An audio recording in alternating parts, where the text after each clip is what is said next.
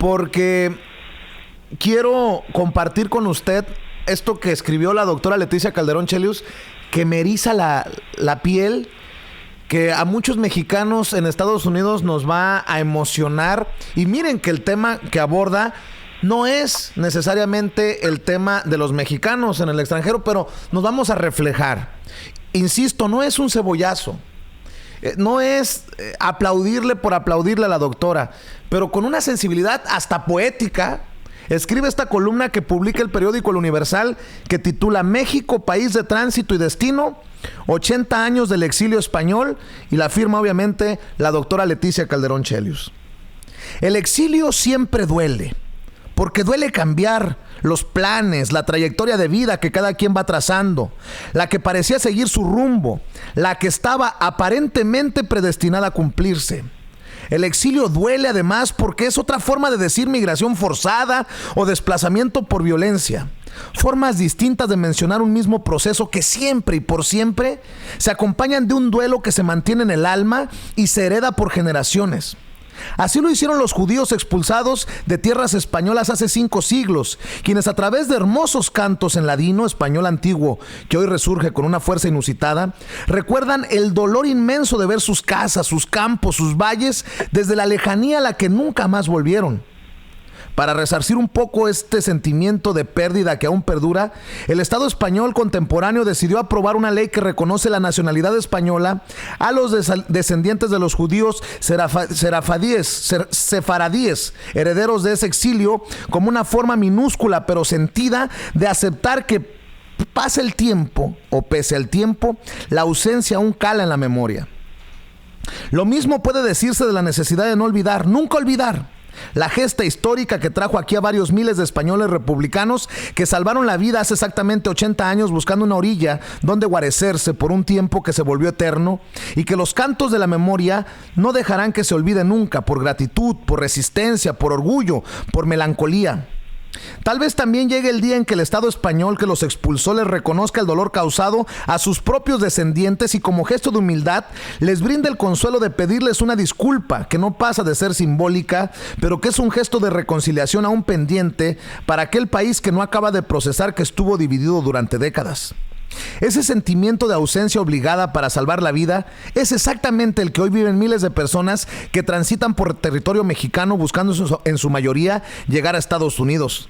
También ellos son exiliados y ese sentimiento los hermana con otros tantos exilios de tantos otros tiempos. También ellos perdieron su paz interior al tener que dejar seres queridos, sus casas, sus costumbres y placeres. Si el miedo es el motor de todo exilio, eso mismo es lo que los obligó a ellos, los actuales desterrados, en su mayoría centroamericanos, a decidirse a emprender una odisea que enfrenta no solo el duelo de su propia lejanía, sino que suma el rechazo y la criminalización que los cataloga como amenaza. Se cierran las fronteras como en otros tiempos, se amurallaban los castillos y a los dolientes ahora se les repele con guardias militares. Cuando podamos ver que un episodio enlaza al otro y que pese al tiempo todos y cada uno de los exilios son parte de un mismo proceso, tal vez las miradas podrán cambiar y encontrar más empatía de sociedades que, como la mexicana, están cruzadas por una migración forzada desde hace décadas. 2 imágenes pueden ilustrar este argumento. En la película de Visa al Paraíso de Lillian Lieberman, una familia recuerda que cuando venían en el barco que les salvó la vida en 1939, abrieron un mapamundi para ver dónde estaba ese país llamado México que los recibiría. En La frontera infinita de Juan Manuel Sepúlveda, un grupo de centroamericanos ven un mapa y discuten si Chicago está tan cerca como parece o está fuera de las fronteras mexicanas. ¿Qué más da?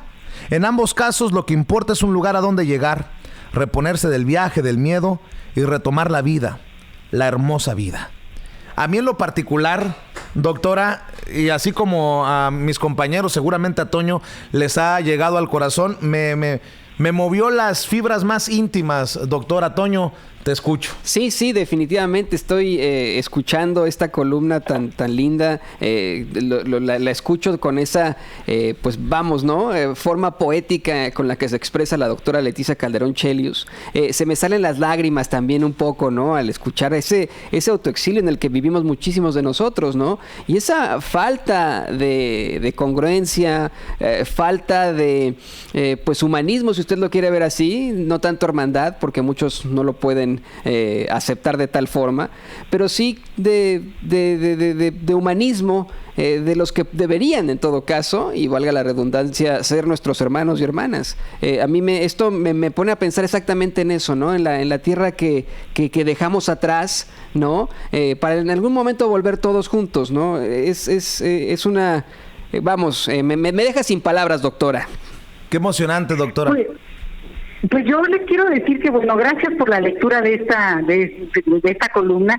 Y yo justamente lo que quería era entretejer y poder decir, cuando uno puede verlo como algo que ocurrió hace mucho tiempo, pero al mismo tiempo es la misma experiencia que están viviendo otras personas, o que, como ustedes lo señalan, esta migración que al final es forzada, porque ha sido la mexicana una migración en búsqueda de algo mejor, porque no se encontró en el país de origen. Porque, bueno, cuando hay una aventura, una cuestión amorosa, hay una decisión personal para buscar otros horizontes, pues es muy gozosa. Pero cuando es obligada, cuando tiene tanto duelo, cuando tiene que separar a las familias, los amores, los planes, pues es algo que siempre se carga, y justamente creo que es una experiencia que los mexicanos tenemos que sacar como parte de lo que tenemos ahí para poder entender estos tiempos modernos. Porque realmente en los tiempos de tanta movilidad humana, si alguien tiene experiencia, es este éxodo mexicano que lo lleva en las venas. Entonces, justamente, hablar del exilio español en México, que está cumpliendo esta semana 80 años, que es una experiencia que siempre se vitorea y se celebra y se conmemora con mucho gusto, porque ha dejado mucho para México ese exilio español, pero al mismo tiempo es conectarlo con todos esos otros duelos, porque exilio es sinónimo de duelo. Y al final, por eso yo lo pensaba, y por muchas cosas personales, que la vida es siempre un canto que hay que celebrar. Y que cuando uno entiende que migrar es una forma de cantar la vida, pues también al final de cuentas es poder tener cierta compasión por ese que hoy, pues a lo mejor es el más pobre de los pobres, y bueno, pues justamente está buscando un horizonte para guarecerse. Y jodida la cosa para los centroamericanos, porque siguen generando una reacción y no muy positiva, que digamos, en nuestro país. Cada vez son más las personas en redes sociales que siguen insistiendo en que están en contra de la firma del Pacto Mundial por la Migración Ordenada y Segura, de la que obviamente México forma parte, de estas caravanas, tal vez por el golpe mediático que ha dado Donald Trump con esto, que ha generado que sean una noticia tal vez desproporcionada a lo que realmente es, no lo sé.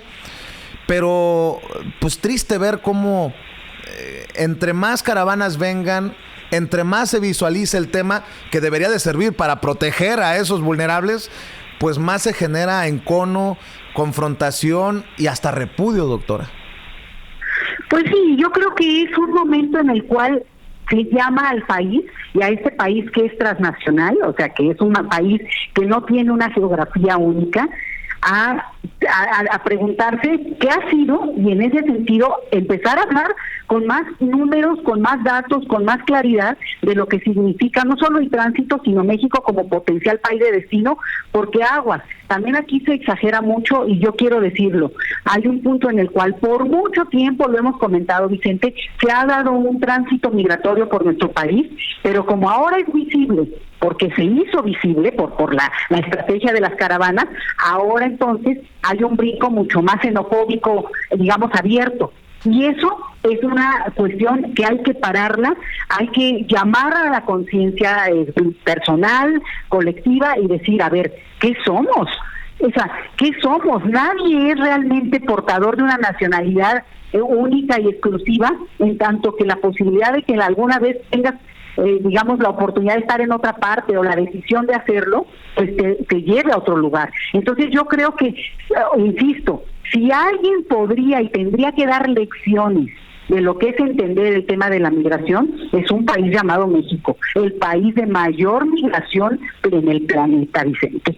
Entonces, digo, ahora ha bajado la migración porque también tiene que ver con la propia natalidad de nuestro país, ciertas condiciones, pero la realidad es que seguimos teniendo una alta tasa de migración hacia Estados Unidos además, y ojo, en estas caravanas, aunque principalmente van centroamericanos, pues también van mexicanos, a la hora de la frontera y a la hora de estar haciendo filas, pues también ahí hay mexicanos por muchas razones que son las mismas que los centroamericanos. Obviamente aquí hay una apuesta por cambiar esas condiciones y esa es la apuesta política de la que tanto hablamos nosotros, pero al final de cuentas, en lo que eso logra ocurrir, los niveles de violencia siguen siendo altísimos en nuestro país, incluso por encima de algunos años en los que, digamos, se logró apaciguar un tanto esa situación. Entonces, realmente no estamos en un escenario que todavía podamos ver una diferencia en ese sentido, es la voluntad política, pero no es la realidad cotidiana. Y ahí es donde mejor ni criticar la parte de la migración, porque justamente, y en ese sentido era la columna, hay que hacernos cargo también de lo que significa una experiencia planetaria de esta época. Esta época está tocada por la movilidad humana y creo que eso es la forma de empezar a educarnos en esto, que son los cambios que nos están tocando vivir y que nos van a tocar mucho más fuerte. Obviamente en Estados Unidos, que es un país multicultural, de mucha diversidad, sobre todo ustedes que están en Chicago, bueno, lo ven, pero México no es un país que esté acostumbrado a esa diversidad, O sea, quienes tienen esa experiencia son quienes han migrado. Por eso nos tienen que educar, Vicente. Por eso la voz de los mexicanos que están en el extranjero es muy importante que se oiga en México, porque tiene ese toque de experiencia, ha palpado lo que es la diversidad, que en México no es tan conocida, no tenemos esta cotidianidad de la diversidad. Ustedes sí, y yo creo que en ese sentido hago el llamado y celebro muchísimo la oportunidad de poder yo hablar con ustedes, porque nos tienen muchísimo que aportar a este país. Y fíjate, en este tema que parece así medio, decías tú, romántico, está a flor de piel, está a flor de piel. Claro que sí, doctora, y quiero aprovechar para también decirles que en 3 días, el 12 de abril, llegan los foros de atención a los migrantes organizados y avalados por el gobierno del presidente Andrés Manuel López Obrador, encabezados por Roberto Valdovinos, el director del IME, aquí a Chicago. La cita será el 12 en el Morton College de Cícero. Y obviamente nosotros le daremos toda la difusión que amerite. Y nada más para cerrar, Jay Malcolm me escribe en el chat de YouTube: tu problema, Vicente, es que eres parcial por ser migrante. Bueno, pues Jay Malcolm, sí, y a mucho orgullo. Y si es un problema, asumo lo que venga con ser migrante.